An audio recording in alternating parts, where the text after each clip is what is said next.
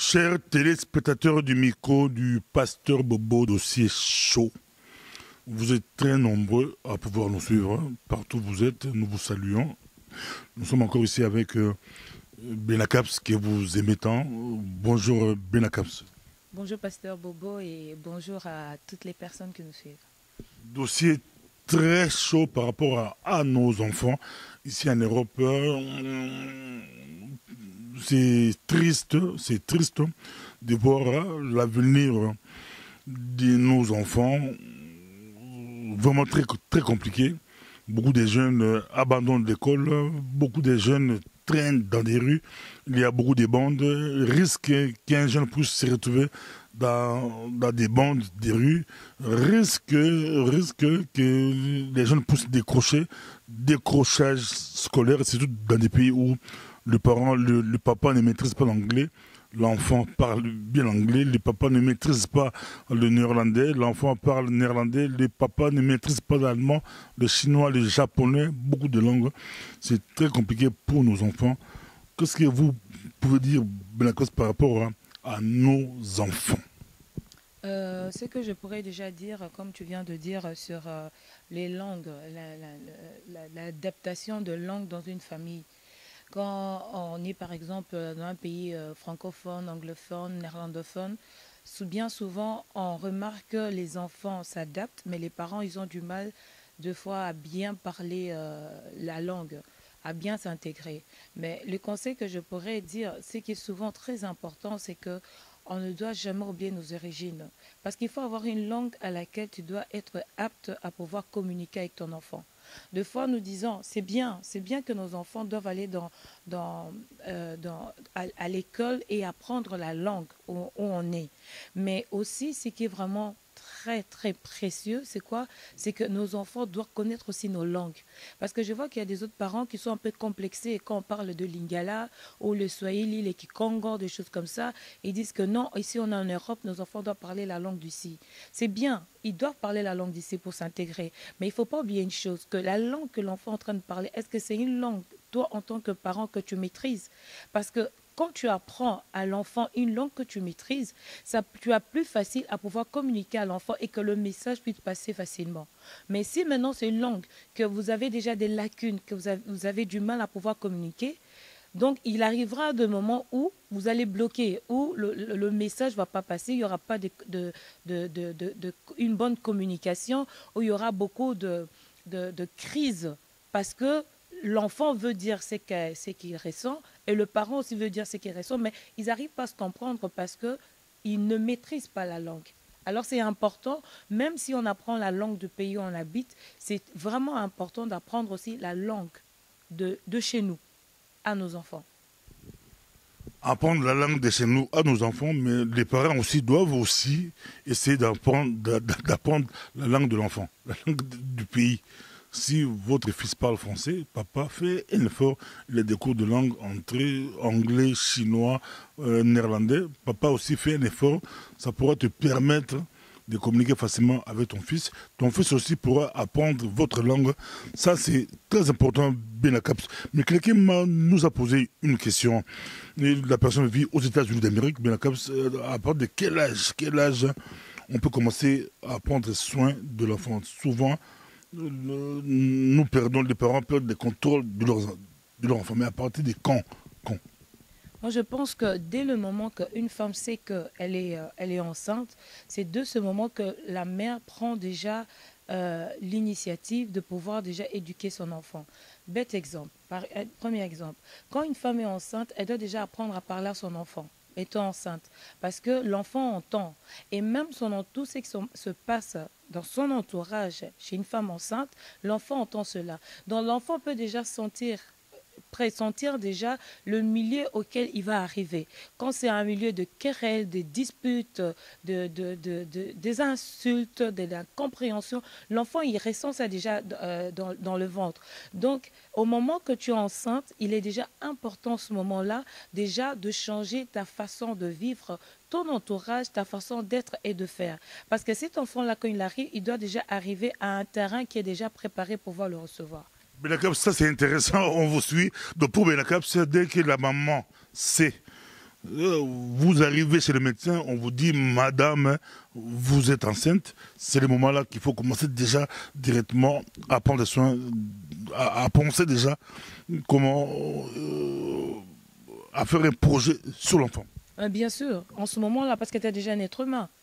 Tu as déjà un enfant. Donc, c'est déjà en ce moment-là que tu penses déjà au futur de cet enfant-là. Parce que l'erreur que nous faisons souvent, c'est quand on est enceinte, on ne considère pas cette période de grossesse. Mais en oubliant que cette période de grossesse fait partie aussi à la croissance de l'enfant.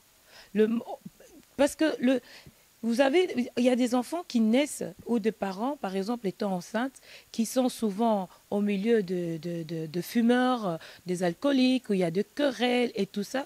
Et quand l'enfant naît, on voit que cet enfant a souvent de crises de pleurs.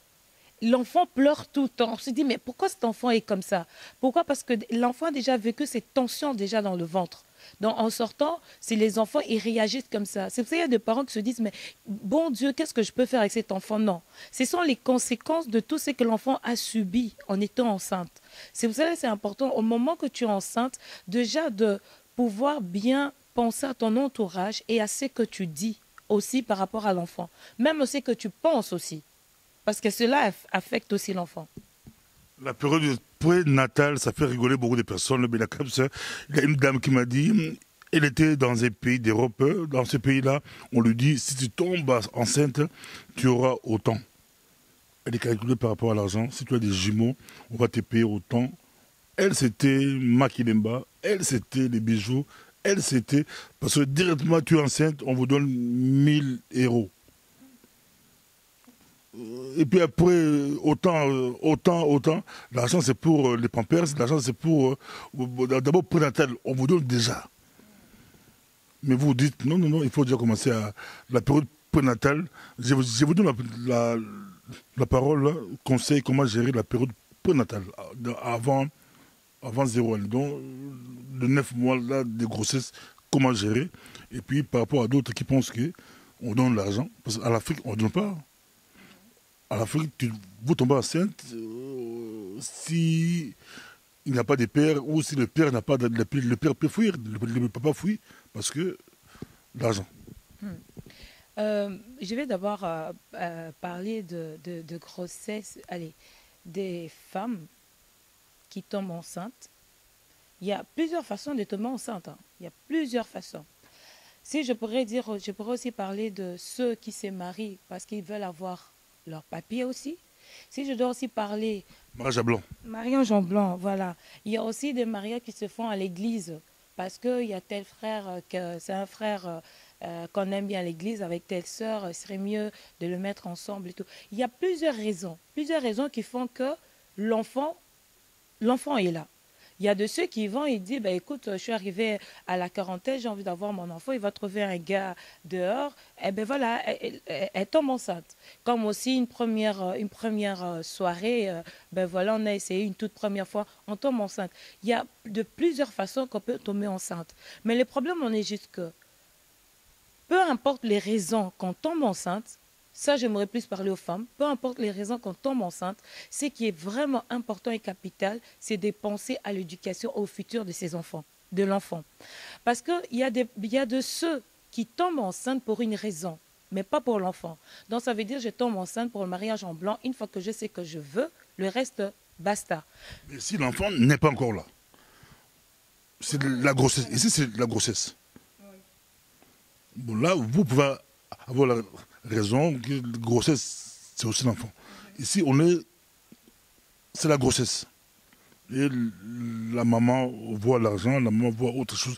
On parle des mamans en Europe, mais maman en Afrique, c'est encore très compliqué, encore très, très compliqué. Vous dites qu'il faut déjà commencer à planifier pendant la période de grossesse. Ah oui, il faut planifier déjà. Tu es enceinte, tu sais que tu es enceinte, tu vas chez le gynécologue. Le gynécologue te dit que non, madame, vous êtes enceinte. C'est déjà le moment où vous devez planifier, c'est déjà le moment où vous devez déjà réfléchir au futur, à l'avenir de votre enfant. Avec votre mari, s'il y a un mari. Qui est un mari ou pas? Qui est un mari ou pas, vous devrez déjà y penser. Ici, donnez, dans tous les cas, donnez-nous Exemple, si le mari est là, comment faire? Si le mari n'est pas là, comment faire? Aujourd'hui, il y a aussi un phénomène qu'on pourra en parler un jour, hein. Un enfant sur 5 naissent en Europe, hein, phénomène in vitro. In vitro. Des enfants sans père. Mais ici, si c'est dans un couple, que faire? Si il n'y a pas de père, que faire? Parce que la grossesse est là. Je pense que ce soit l'un ou l'autre, qui est le père, qui n'est pas le père. Une fois que l'enfant est là, il faut déjà penser à l'enfant. Parce que la mère qui porte cet enfant doit déjà changer sa façon d'être. Parce que si elle avait l'habitude de fumer, elle doit arrêter de fumer. Si elle avait l'habitude d'aller en boîte et tout ça, elle doit arrêter d'aller en boîte parce qu'il y a la fumée et tout. Si elle avait l'habitude de prendre l'alcool, elle doit arrêter. Donc, elle doit déjà, quand je dis penser au futur, ça veut dire quoi? C'est déjà devoir penser à se dire que je dois, bête exemple, hein, déjà faire un compte d'épargne pour l'enfant. C'est déjà quelque chose qui est déjà capital et important pour l'enfant, pour son futur. Et aussi, cet enfant qui est dans le ventre, apprendre déjà à bien parler à cet enfant. Parce qu'il y a des parents qui sont, des femmes qui sont enceintes, mais tu l'entends déjà parler négatif de cet enfant-là. Ou bien qui n'accepte pas déjà l'enfant, mais qui se dit déjà, je suis tombée enceinte parce que j'avais besoin de ça. Donc, c'est parce qu'il y avait un besoin. Et pour avoir ce besoin, je devais passer par là, que je suis passée par là pour le besoin. Mais l'enfant ressent cela, qu'il n'y a pas d'affection, il n'y a pas d'amour. C'est juste pour un besoin. Mais tous ces enfants-là, peu importe la façon dont tu tombes enceinte, c'est ça que j'insiste, il faut apprendre à donner l'affection à cet enfant. Mais que devraient faire ici papa et maman? Je prends le cas, papa et maman, la grossesse est là. Que devraient faire? Parce que souvent la crise arrive quand les enfants ont 15 ans, 12 ans, 14 ans, mais ici c'est la grossesse. Le rôle. Papa et maman identiques.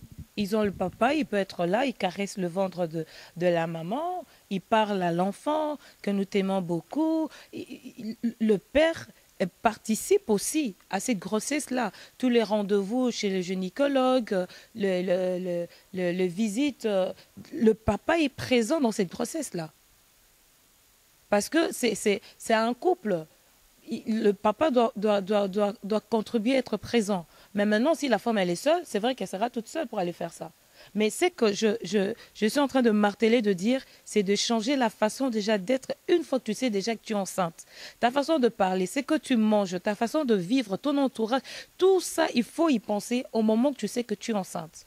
Merci beaucoup. Et maintenant, des 0 à 3 ans, l'enfant arrive. Comment gérer la période entre 0 et 3 ans? Des 0 à 3 ans, l'enfant arrive. Déjà, je pense que quand... Bon, maintenant, je pourrais dire si ils sont en couple ou pas, parce que des fois, tu aimes bien préciser. Les 3 ou les 4. Les 4, voilà. Donc, déjà, donner du temps à l'enfant. Quand je dis donner du temps à l'enfant, ça veut dire que... J'aimerais bien aujourd'hui qu'on puisse commencer par... Le modèle, c'est le couple.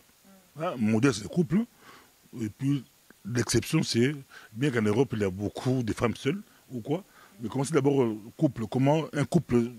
comment un couple pourrait gérer l'enfant dans la maison. Et puis, n'oubliez pas, il y a aussi des femmes seules, mais rarement des hommes seuls avec enfants de 3 ans. Ça, c'est rare. Des choses qu'on ne trouve pas souvent. Oui, une fois que l'enfant est là, une façon de pouvoir gérer l'enfant, d'abord, c'est le parler. Savoir parler à l'enfant. Deux fois, nous pensons que l'enfant n'entend pas ce qu'on dit, mais l'enfant comprend et entend ce que les parents sont en train de dire. C'est d'abord le parler. Donc, quand tu prends ton enfant dans ton bras, tu dois apprendre à parler à cet enfant, à être positif dans ton langage, dans ce que tu dis à l'enfant. Et aussi, dans la famille, il faut éviter le querelle. Que vous ayez un problème, allez vous traiter votre problème hors l'enfant, mais pas où l'enfant est. Parce que l'enfant, il entend tout ça. Donc déjà, de 1, savoir parler en l'enfant. De 2... Déjà, de 0 à 3 ans, il faut faire très attention. Oui, mais attends, ils sont conscients, ils attendent. Tu seras étonné qu'un enfant de 3 ans te dit les mêmes paroles et il se tient de la même façon que sa maman a l'habitude de lui parler. Si sa maman a l'habitude de l'insulter, tu verras que cet enfant aura plus facile à dire de gros mots parce que l'enfant a grandi avec ça. On ne se rend pas compte de fois de ce qu'on dit. L'enfant, souvent, nos mamans, ils ont l'habitude de pouvoir, comment je vais dire, définir l'enfant dans tous les termes pas possibles. Mais en oubliant que l'enfant entend son et retient cela. Quand la maman veut insulter, il va donc dire tous les mots qu'il faut. Mais l'enfant entend ça aussi. Mais et demain, on va se plaindre que comment est-il possible que cet enfant est impoli, comment cet enfant est respectueux, comment cet enfant n'écoute pas, comment cet enfant est ainsi. Pourquoi? Parce que l'enfant a grandi dans un milieu où il n'y avait que de gros mots, il n'y avait, avait que des insultes, il n'y avait que du mépris, il n'y avait que de querelles. Mais cet entourage-là fait que cet enfant est ainsi. C'est vrai quand l'enfant, déjà dès le bas âge, c'est la façon de parler, d'être et votre façon de parler à l'enfant qui fait que quand cet enfant va grandir, aura aussi cette politesse-là de pouvoir parler à d'autres personnes. Vous avez des maisons où, quand il se réveille le matin, il ne sait pas se dire bonjour. Il se regarde comme ça et la journée continue. Il ne sait pas dire bonjour. Des familles où, quand on donne quelque chose à l'enfant, l'enfant ne sait pas dire merci. Parce que ce n'est pas le mot qui est employé dans une famille. Dans une famille où il ne sait pas dire pardon. Pourquoi? Parce que l'enfant a grandi comme ça. Donc, ce que je dis que dès le bas âge, il y a certaines choses capitales et importantes que l'enfant doit déjà apprendre dès le bas âge. Dans des familles monoparentales, ça se passe comment? L'éducation, je pense que c'est... La maman est seule avec l'enfant. Mais je pense que l'éducation reste identique. Que ce soit avec papa ou que ce soit pas avec papa, l'éducation reste identique. Il y a deux femmes qui ont élevé leur enfant tout seuls et on voit que les enfants sont polis, qui ont la tête sur les épaules. Et il y a deux enfants qui ont grandi en couple où on se dit, mais qu'est-ce qui se passe? Où les parents ont raté l'éducation. Tout dépend de ce que vous investissez dans la vie de l'enfant. Un monsieur au Japon nous a téléphoné pour dire que il faut dire la vérité à l'enfant. Entre 0 et 3 ans, la maman doit dire la vérité à l'enfant que ton papa a fait ceci, ton papa a fui, ton papa est parti. Non, quand on dit, il y a une façon aussi de pouvoir parler aux enfants. C'est toujours mieux de dire une vérité, mais une vérité, il faut savoir comment le dire. Un enfant à bas âge, tu ne vas pas directement commencer à lui dire tout le souci, le pourquoi. L'enfant va demander où est papa.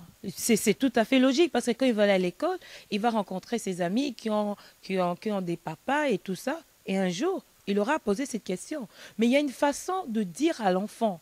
Il y a une façon de véhiculer le message à dire à l'enfant. Parce qu'il y a de ceux, des parents, par haine de ce qui s'est passé, quand l'enfant vient demander une telle question, la réponse que l'enfant reçoit, on ne se rend pas compte, mais cela reste une blessure dans la vie de l'enfant.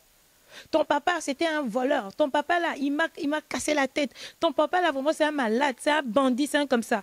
Mais quand tu vas employer ces genres de mots à un enfant, ben, l'enfant est traumatisé. Parce qu'il se dit, mon papa, c'est le dernier c'est un mauvais papa. Et demain, quand il va rencontrer son père et que cela ne correspond pas à ce que la maman avait dit. Donc, quelque part, on amène une perturbation dans la vie de l'enfant. Donc, l'enfant a toujours droit à une vérité. Mais cette vérité, il faut savoir comment le dire. Vous pouvez aussi éviter, si vous êtes seul, d'amener des hommes là où l'enfant écoute. Emmener des hommes comment? Amener des hommes. Si la maman a ses amis. Ses amis hommes. Déjà, je pense que ce soit homme ou femme, quand les adultes sont occupés à parler, c'est toujours important que les enfants soient dans leur chambre ou soient ailleurs. On dit amis, copains. Oui, mais en tant qu'adultes, ça nous arrive qu'on est en train on se retrouve entre amis, de faire des blagues, des fois des blagues déplacées, en oubliant que les enfants peuvent être là en train d'écouter. Parce que c'est toujours important que quand les parents sont là ou les adultes sont là, moi ce que je sais qu'en Afrique, c'était que quand les parents se réunissaient ou parlaient, les enfants n'étaient jamais où sont les parents. Les enfants avaient leur coin, leur petit salon et les parents aussi. Donc on ne peut pas mélanger. Nos parents savaient même pas salon parce que d'autres maisons, ils n'avaient pas de salon. Mais les enfants étaient loin des parents, donc nos ancêtres savaient. Ils savaient quelque chose. Mais l'enfant doit grandir en fonction de son âge. Hein. Le problème que nous remarquons ici en Europe, nos enfants sont très précoces et grandissent trop vite. Parce que deux fois, les parents sont au salon occupés à parler, toute la conversation, l'enfant entend dans la chambre. Quelqu'un de Paris me dit comment gérer Facebook maintenant, 0 à 3 ans. Nous, on parle comment gérer. Il faut laisser les enfants. D'autres disent qu'il faut contrôle parental. Les réseaux sociaux. L'enfant de 3 ans peut entrer. Attends, est-ce que vraiment un enfant de 3 ans a besoin d'entrer sur les réseaux sociaux? Il va aller faire quoi? Il cherche quoi? Il va regarder quoi? Il faut contrôler. Mais c'est sûr, Il faut censurer même. déjà à 3 ans, il va regarder quoi? Il va aller faire jouer, dessin animé. Mais le dessin animé, on le met à la télé, le dessin animé, regarde, et les parents sont là à regarder le dessin animé. Et le dessin animé aussi, il faut sélectionner les dessins animés. Je parle des enfants de 2017, 18, 19. Hein. Toi, tu parles des enfants de 1900, 2000. C'est des enfants 2017, 2018, c'est les réseaux sociaux. Mais un enfant de 3 ans, devant la tablette, c'est cet enfant tout seul qui va aller mettre le programme et tout. Je pense que c'est les parents qui doivent mettre le programme à l'enfant. S'il y a un dessin animé, quelque chose qui veut suivre, c'est les parents qui vont le faire. À l'âge de 3 ans, tu ne peux pas laisser la tablette ou le téléphone à un enfant de pouvoir le manipuler tout seul. Parce que tu ne sais pas comment l'enfant manipule, tu ne sais pas ce que l'enfant regarde à cet instant-là. S'il y a des choses atroces que l'enfant voit et qu'il ne sait pas te le dire dans ces images, quoi, reste dans la tête de l'enfant. Mais pour lui, pour faire autre chose. Mais alors, au lieu de mettre comme ça, ce qui serait mieux de faire, mets la télé. Tu mets la télé parce qu'avec la télé, tu suis le programme avec l'enfant. Et même si... Parce que là, tu entends aussi. Quand tu entends qu'il y a déjà, ça commence déjà à déplacer des propos, tu peux venir changer. Ce que j'aimerais aussi dire, c'est toujours être présent de 0 à 3 ans dans tout ce que l'enfant est en train de faire. Nous laissons nos enfants deux fois livrés à eux-mêmes devant la télé, les tablettes et tout qu'on sort. Mais on ne sait pas qu'est-ce que les enfants sont en train de subir, en train de regarder ça. Merci beaucoup. Conseil des professionnels, ne laissez jamais l'enfant seul devant la télé. Avant, c'était la télé, mais aujourd'hui, c'est les réseaux sociaux, tout qu'on sort. Ne laissez jamais, jamais l'enfant seul. C'est comme si dans un supermarché, dans un magasin, vous laissez un enfant de 3 ans, 4 ans dans un magasin. L'enfant va faire des bêtises, elle va tout casser. Donc ne laissez jamais, jamais, je précise, jamais l'enfant seul. Ça, c'était des conseils que nos professeurs nous donnaient déjà à l'époque. Ne laissez jamais l'enfant seul devant la télé. Benacaps. 3 ans à 12 ans maintenant. L'enfant de 3 ans à 12 ans, comment faire l'école. Déjà, à 3 ans, l'enfant, bon, papa à l'école. Déjà à l'âge de 3 ans, l'enfant commence déjà l'école. Il faut être présent dans la scolarité de l'enfant. Quand il va à l'école, connaître le professeur, faire des activités avec l'enfant à la maison, faire participer l'enfant dans ce que vous êtes en train de faire. Des fois, on ne fait pas participer l'enfant. On prend l'enfant, on lui laisse là, figé devant la télé, et maman fait tout. Et l'enfant, en grandissant, pour lui, c'est tout à fait normal. Quand je réveille le matin, je suis devant la télé, devant la tablette, à faire ce que j'ai envie de faire, sans toutefois aider à la maison. C'est déjà de le bas âge. Qu'on apprend déjà à l'enfant à faire une table, qu'on apprend déjà à prendre une assiette posée sur la table. On apprend déjà que quand il a fini, il peut débarrasser son assiette. Là, à quel âge? Entre 6 et 12. Déjà à l'âge de 3 ans, un enfant peut déjà prendre le couvert dans le tiroir et poser sur la table. À l'âge de 3 ans, l'enfant peut déjà, quand il a fini, prendre son assiette et les mettre dans l'évier. Donc, ce sont des principes qu'on instaure déjà dans la famille. Et l'enfant grandit avec ça. Un enfant qui grandit, qui ne sait pas ce quoi débarrasser, qui ne sait pas ce quoi faire à la table, qui ne sait pas ce quoi dire merci, qui ne sait pas ce quoi bonjour, qui ne sait pas ce quoi pardon, on passe déjà à côté de quelque chose. Ça, c'est déjà des ABC de la vie que l'enfant devrait déjà apprendre. Donc, à l'âge de 3 ans, je pense qu'un enfant peut déjà apprendre ces choses en se réveillant le matin à dire bonjour. Déjà, quand il se réveille, il sait déjà que non, je vais aller brosser mes dents. Il y a des choses que l'enfant doit déjà apprendre tout seul. Parce qu'il y a des parents qui sont trop poules, qui ne laissent pas l'enfant prendre déjà ses ailes dès le bas âge. C'est toujours le petit bébé, le petit enfant. Non. L'enfant, déjà à l'âge de 3 ans, il est déjà intelligent. Parce qu'il y a des choses que quand tu poses une question à un enfant de 3 ans, des réponses que tu reçois, tu te dis, mais ça, ce n'est pas les réponses de cet âge ici. Donc, nos enfants sont déjà intelligents. Dès l'âge de 3 ans, je pense qu'un enfant peut déjà apprendre à faire certaines choses à la maison. Lui responsabiliser déjà dans d'autres tâches à la maison. Dossier chaud, c'est très chaud. Aujourd'hui, la majorité des parents pleurent, nos enfants sont devenus des délinquants, nos enfants traînent, il y a des crochets scolaires, ça ne marche pas. Mais on commence déjà dès l'enfance, il faut commencer plus tôt, 6 12 ans. Déjà la différence entre filles et garçons. Les garçons commencent à sentir que je suis garçon, la fille aussi, je suis fille. Mais l'éducation, par rapport à l'éducation, que faire? Ici, vous pouvez entrer directement. Que faire par rapport à l'hygiène? Que faire par rapport à l'école? Que faire par rapport... Quels sont les genres de conseils que les parents pourront donner à leurs enfants entre 6 ans et 12 ans? Parce que ça, ça va se compliquer. Troisième partie. Ouais. De 6 ans à 12 ans, ce que je disais, c'est que il doit y avoir une complicité entre les parents et les enfants. J'aimerais d'abord soulever quelques erreurs qu'on a souvent l'habitude de faire. Quand on a souvent 2 ou 3 enfants, on a souvent cette erreur de faire une comparaison avec les enfants. Chaque enfant est différent. Chaque enfant a sa façon de voir des choses, chaque enfant a sa façon d'analyser les choses, chaque enfant a sa façon de comprendre les choses. Quand on éduque un enfant, on le dit à la façon dont il est, cet enfant-là. Tu essaies de voir comment est-ce qu'il fonctionne. Il y a des enfants qui aiment bien la chicotte, il y a des enfants qui aiment bien parler, il y a des enfants qui aiment bien des punitions. Donc, tu regardes ton enfant, tu dis non, avec celui-là, je trouve que pour qu'il puisse mieux comprendre les choses, il faut que je puisse prendre le temps de parler avec lui. Et quand tu parles à l'enfant, tu vois que l'enfant comprend. Mais il y a de ceux qui sont tellement têtus qu'ils ont juste besoin d'une petite gifle pour le réveiller un peu. Donc, dans une famille, on ne peut pas mélanger tous les enfants, éduquer tous les enfants de la même façon. C'est pas possible.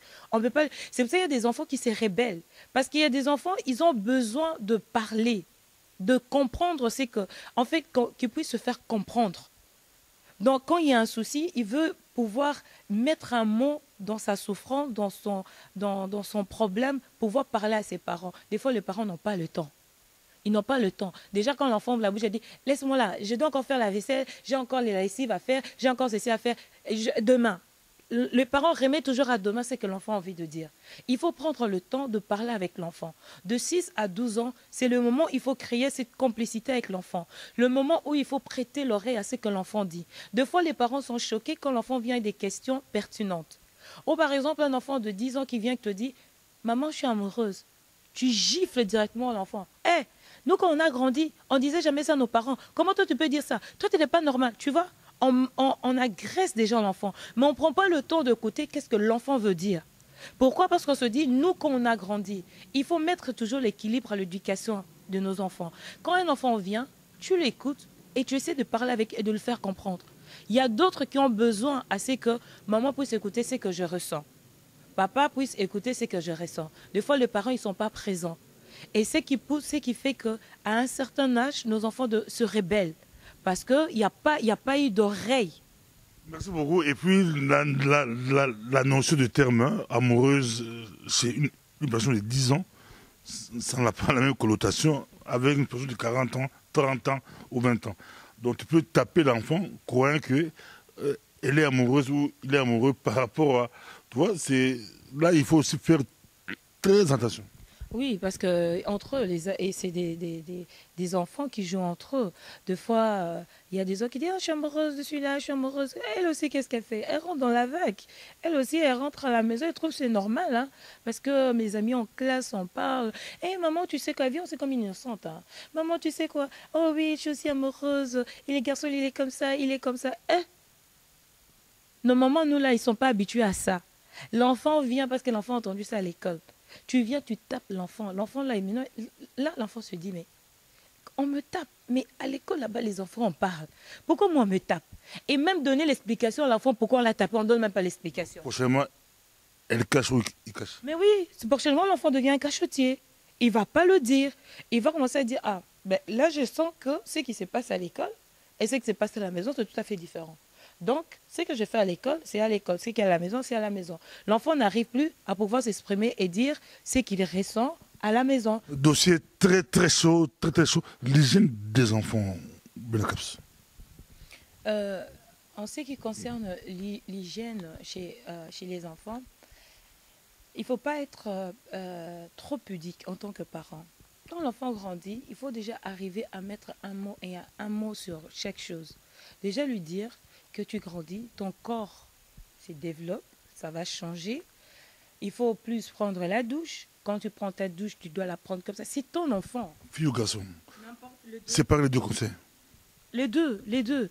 Les deux, les deux, c'est de la même façon. La même façon que tu apprends l'hygiène à ta fille, la même façon tu apprends aussi l'hygiène à ton garçon. Tu dois lui prendre comment est-ce qu'il doit prendre sa douche. Bon, les garçons, pour se coiffer, il doit se coiffer tout le temps, il doit couper ses ongles. Tu apprends à ton enfant à devenir propre et à être propre. Nos enfants, je peux comprendre la vitesse à laquelle vont les choses ici en Europe, où tu verras, les parents, ils doivent aller travailler. Quand ils rentrent, il y a le ménage à la maison, il y a ceci. Mais au-delà de tout ça, il faut prendre un temps pour les enfants.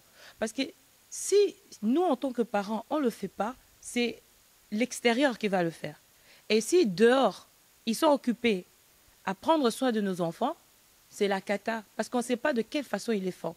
Donc c'est vraiment très important, nous, en tant que parents, de trouver les mots appropriés pour apprendre l'hygiène à ton enfant. Il y a des enfants qui ont, par exemple, des problèmes des odeurs, des problèmes d'haleine, toutes ces choses-là. Tu apprends, tu le dis, sans tabou. C'est ta fille. Parce que quand ton enfant va à l'extérieur, on sait que c'est ton enfant. Donc, il doit apprendre à être déjà propre à partir déjà de 7 ans. Comment est-ce qu'il doit prendre la douche tout seul? Combien de fois il doit prendre la douche par jour? Combien de fois il doit brosser ses dents, il doit mettre la crème quand il a fini. Donc, toutes ces choses-là, il faut apprendre à parler et à expliquer à l'enfant. Surtout même quand les filles, la première fois, elles ont leur masturation. Oui, la première fois qu'elles ont ça, tu sais, il y a des parents qui n'arrivent pas à expliquer à l'enfant c'est quoi, qu'ils ont honte, qu'ils n'ont même pas des mots attribués pour dire à l'enfant que non, mais non, tu dois faire attention quand tu as ça. Ça veut dire que si tu vas maintenant être avec un garçon, tu risques de tomber enceinte. Ça arrive au moins une fois par mois. Quand tu as ça, il faut mettre des bandes hygiéniques et tout. Deux fois, même les parents n'arrivent pas à dire, à parler à l'enfant. Qu'est-ce que l'enfant doit faire? Donc, je pense que nous, en tant que parents, on a un devoir. Une fois que tu sais que tu es parent, il y a certaines choses que tu dois aller user de force, comme sagesse, pour pouvoir communiquer à tes enfants.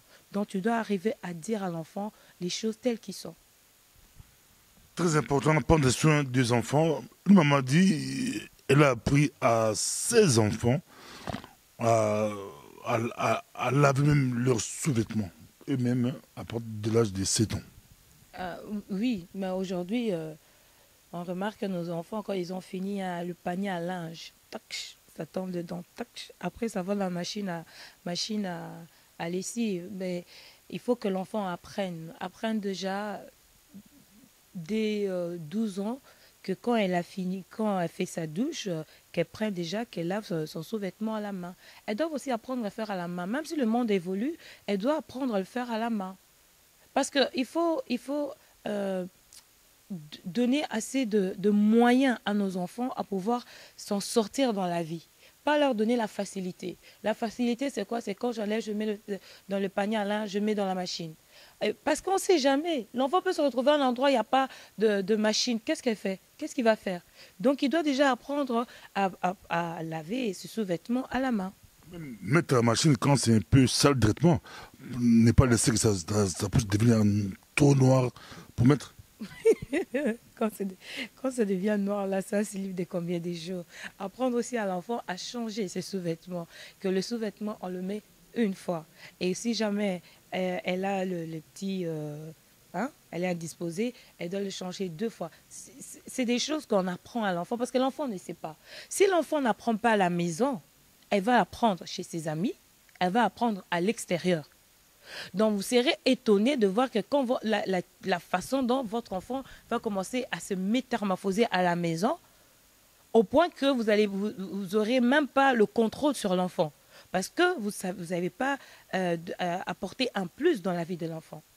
Par rapport aux amis maintenant, les amis, quelqu'un nous a appelé, toujours en Europe, la personne dit, chez lui à la maison, sa fille avait 14 ans, sa fille voulait amener son copain à la maison. C'était la guerre, c'était la guerre.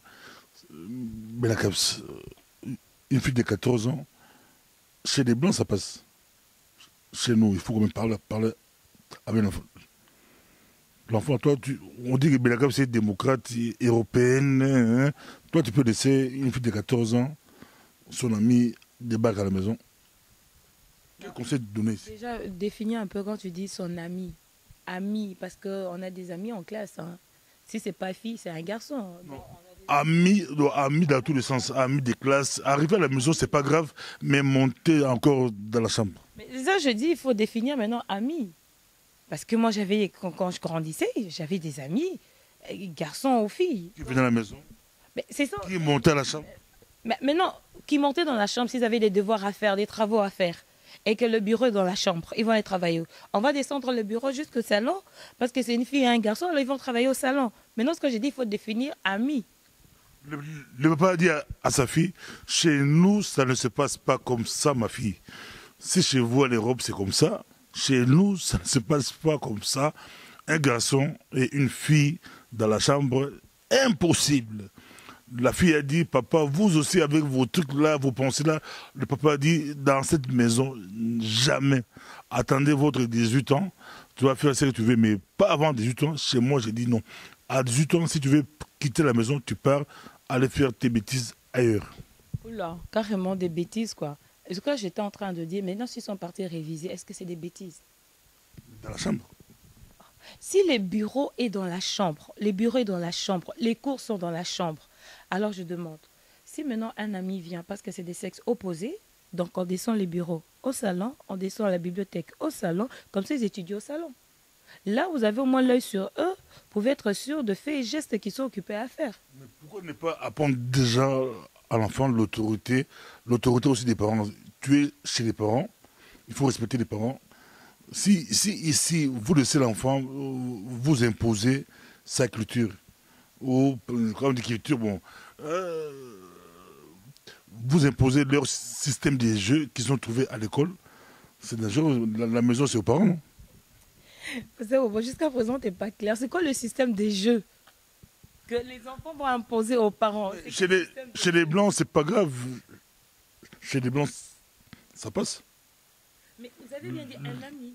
Oui, Un ami. chez les Blancs, ça passe, mais chez nous, l'ami qui nous a téléphoné, il dit c'est impossible, never, never. Et puis, il n'est pas le seul, il y a beaucoup de parents qui disent que chez moi, à la maison, ma fille ne peut pas amener son copain et aller au salon, oui, mais pas dans leur chambre. D'autres même passent de nuit, oh, il va dormir ici. Ah, je te vois venir. En fait, copain. Tu parlais donc de copain. Donc, Donc copain mais c'est un garçon dans la chambre des filles et rester là-bas, les parents en bas. Donc, ah ben, écoute, on doit respecter notre culture. Alors, les parents parlent avec les enfants, qui dit que, tu sais, il y a certaines choses, dès le bas âge, quand les parents parlent aux enfants, il y a certaines choses que les enfants, ils vont pas faire parce qu'ils en ont déjà parlé. Les parents anticipent déjà. Et ils sauront déjà. Et ils vont même demander, maman, j'ai un ami, pas un copain. J'ai un ami avec qui on a des travaux à faire et tout ça. Est-ce qu'on peut passer à la maison pour faire des travaux? Ils vont faire des travaux. Mais tu ne verras. L'enfant n'aura même pas ce courage à dire, maman, je veux amener mon copain à la maison. donc, chez les enfants, il y a une différence, ami et copain. Mais bien sûr, il y a une différence entre amis et Donc quand on dit ami, c'est ami, copain, c'est copain. oui, il y a une différence. Quoi, les noms, ils sont différents. Sinon, on aurait tout laissé sur ami. Donc, c'est un ami et c'est un copain. Et les parents, comment ils devaient savoir? Comment les parents vont savoir? Donc, l'enfant peut mentir, dire ami, mais c'est un copain. C'est ça. Ami, copain, copain, ami. D'autres parents disent que si c'était le garçon, je pouvais à la limite accepter que mon fils amène sa copine. Et la copine peut, bon, je peux accepter. J'ai donné le conseil à mon petit garçon, attention, mais ils peuvent se retrouver dans la chambre. Pasteur Bobo, je crois que c'est important, au-delà de tout, apprendre à parler aux enfants. Des fois, c'est tellement difficile de prendre des décisions. Mais si on veut pouvoir arriver à contrôler nos enfants, mais subtilement, il faut permettre que certaines choses se fassent devant toi. Je vais m'expliquer. L'enfant arrive et te dit, maintenant tout dépend de l'âge. Tout dépend de l'âge. Un enfant qui a 17 ans, 18 ans, Si on est entre 6 et 12 ans. de 6 à 12 ans.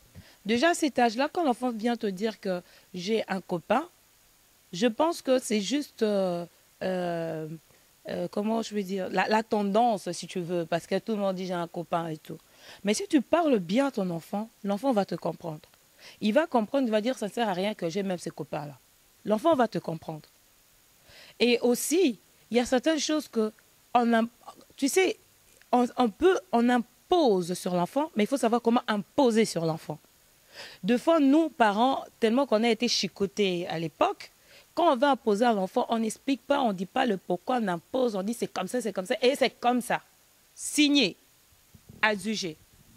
Et la télévision, comment gérer la télé? Aujourd'hui, les enfants n'ont plus besoin de télévision maintenant. À l'époque, ils imposaient une télé dans la chambre. Maintenant, ils n'en ont plus besoin. Maintenant, c'est l'iPhone, le smartphone. Comment gérer Internet? Comment gérer toutes ces choses? Les enfants les maîtrisent mieux que les parents. Comment faire? How to deal, hein? Comment négocier avec les enfants par rapport à tout cela? Euh, Jusqu'à l'âge de 12 ans, je pense pas que la majorité des temps, les enfants ont des travaux sur Internet ou quoi. Non. Ils ont pas, ou bien s'ils ont des travaux, si, ça peut arriver qu'ils ont des travaux parce qu'il y a un système maintenant de smart school et tout ça, journal des classes via Internet. Maintenant, ça devient comme ça. Mais un enfant qui a de 6 à 12 ans, qui a son téléphone, déjà, il y a une question que je me pose souvent, c'est que est-ce que l'enfant, à cet âge-là, a besoin d'un téléphone intelligent? À cet âge-là. S'il y a l'ordinateur à la maison, est-ce qu'à cet âge-là, l'enfant a besoin d'un ordinateur intelligent? D'un téléphone intelligent? Pourquoi? Je vais me faire expliquer. Je vais m'expliquer. L'enfant, tu connais le trajet de l'enfant. Tu sais que l'enfant quitte la maison et l'enfant va à l'école.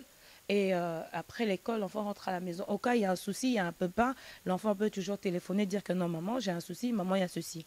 Donc, besoin d'un téléphone intelligent, on n'en a pas besoin. Ces horaires de bus, de train, l'enfant connaît. Et même s'il n'y a pas, et il a raté son train, il y a des horaires qui sont affichés, l'enfant peut toujours voir le prochain train qu'il va avoir. Donc, quelque part, c'est à nous, parents, de faire le choix, de réfléchir. C'est pas quand l'enfant arrive et dit, parce que mes amis ont, moi aussi je dois avoir, il faut apprendre à donner un peu de charisme à l'enfant. Ça veut dire quoi? Ça veut dire que l'enfant doit arriver à un moment où même quand ses amis ont iPhone ou tout ce qu'il y a, que l'enfant puisse se dire, moi je me contente de ce que j'ai. Mais si on doit tout le temps favoriser l'enfant, faire plaisir à l'enfant, donner tout ce qui est toujours à la mode, il va arriver à un moment où on ne va pas arriver à suivre la cadence. Parce qu'on doit faire comme les autres. Moi, je dis toujours, on ne dit pas un enfant en fonction des autres. On éduque un enfant en fonction de ce que toi, tu attends de tes enfants. Donc, si tu attends de tes enfants qu'ils soient concentrés, qu'ils soient studieux, il y a certaines choses, tu dois déjà t'arranger avec eux. Tu prends un téléphone normal. Ou bien s'ils ont des téléphones intelligents, ils rentrent à la maison. Après, une fois qu'ils sont à la maison, ils ont fini les devoirs, ça veut dire que le téléphone reste sur la cheminée. Ou le téléphone, il y a une boîte spéciale où ils laissent leur téléphone. Quand ils montent pour aller dormir, ils vont dormir. Ils vont me dire le réveil.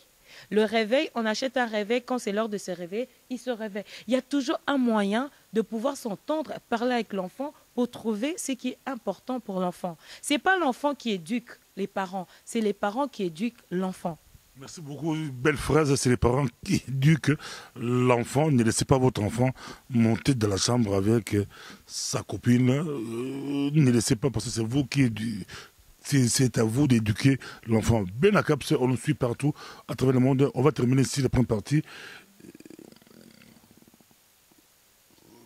Les parents, mais à cet âge-là, souvent des disputes, des bagarres, des troubles, hein.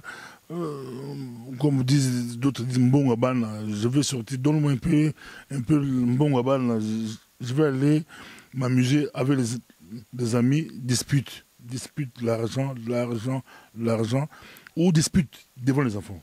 Ça, c'est pas bien aussi, Benakaps. Et puis, des femmes seules, avec enfants, famille monoparentale, vous laissez les enfants devant la télé, vous partez, vous dormez là-bas, vous revenez tard, tout ça c'est un peu compliqué aussi. Je vais vous laisser la parole, Benakaps, comment gérer, parce que tout cela, ça peut influencer la vie des enfants.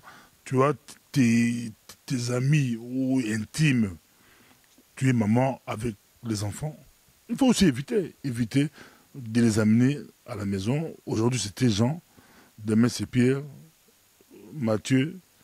Tu risques, comment dire frère, tu risques d'avoir tous les 12 apôtres défilés à la maison. Tonton Jean, tonton Pierre, tonton Matthieu, tonton Thomas, tonton Benakaps, je vous donne la parole. C'est vraiment pour préserver les enfants. Je pense qu'il faudra apprendre à limiter les visites de fois à la maison. Quand les enfants sont à bas âge et surtout quand les parents vont travailler, il faut que les enfants puissent se retrouver à la maison. Ça ne veut pas dire que quand papa, maman ne sont pas là, il y a des invités qui arrivent à chaque fois, des connaissances juste vite fait qui viennent à la maison. Donc ça devient un peu comme un poulailler. Non. Le concours familial, il faut que les choses soient structurées, que les enfants se retrouvent dans la maison. Des fois, nos enfants, ils deviennent rebelles et tout parce qu'il n'y a pas d'équilibre à la maison. Papa, maman, c'est querelle matin, midi, soir. Les insultes, ne parlons même pas. Ça balance du matin au soir. Deux fois, les enfants qui rentrent, ils n'ont même pas d'affection, pas d'attention de leurs parents. Les parents qui ont leur propre vie, qui disent, moi, je suis en train de enjoy. Eux aussi, ils vont faire leur vie. Donc, tu laisses l'enfant construire sa propre vie selon lui, tant que toi, en tant que parent, tu es en train de faire ta vie. Donc, tous les désordres-là qui font qu'aujourd'hui, nos enfants se rebellent. Et on voit nos enfants, ils sont un peu partout là-bas. Pourquoi? Parce qu'ils n'ont pas eu d'attention de leurs parents, ils n'ont pas eu d'affection de parents, ils n'ont pas eu l'écoute des parents, ils n'ont pas eu des conseils des parents. Les parents n'ont pas été présents. Donc les enfants, ils se sont toujours retrouvés eux-mêmes à la maison, ils se sont toujours débrouillés eux-mêmes, leurs amis ou leurs conseillers, c'était Facebook, ou c'était la télé, ou c'était des amis. Donc, ils ont fait leur vie eux-mêmes. Malgré ça, les parents sont à la maison. Donc, ce qui fait que nos enfants, des fois, ils sont perdus parce qu'il n'y a personne chez qui s'appuyer. Donc, en tant que parent, je pense que c'est quelque chose de fois qui est difficile d'être parent. C'est vraiment difficile d'être parent. Mais il faut essayer de donner le meilleur qu'on a. Mais on ne donne que ce qu'on a. Les répercussions que nous, en tant que parents, qu'on a eues étant enfants, des fois, c'est ce qu'on communique à nos enfants. Mais c'est un travail à faire, à se dire, c'est que moi j'ai connu en tant qu'enfant, les erreurs, les failles que j'ai connues, je dois faire un travail dessus pour pouvoir donner meilleur à mes enfants. Quand on donne meilleur à nos enfants, c'est une fierté. Ce sont nos trésors, nos étoiles, nos richesses. Demain, si c'est des étoiles qui sont en train de briller, qui font la fierté de ton nom, partout où ils iront, tu seras fier de dire que c'est mon enfant. C'est la raison pour laquelle demain, nous voyons des parents qui sont jaloux des autres enfants. Pourquoi? Parce qu'ils ne savent pas le sacrifice que les autres parents ont fait pour ses enfants. Quand elle est là en train de s'amuser, de faire bar après bar, de voyage après voyage, l'autre parent se dit, moi, je me sacrifie pour mes enfants qu'ils puissent réussir.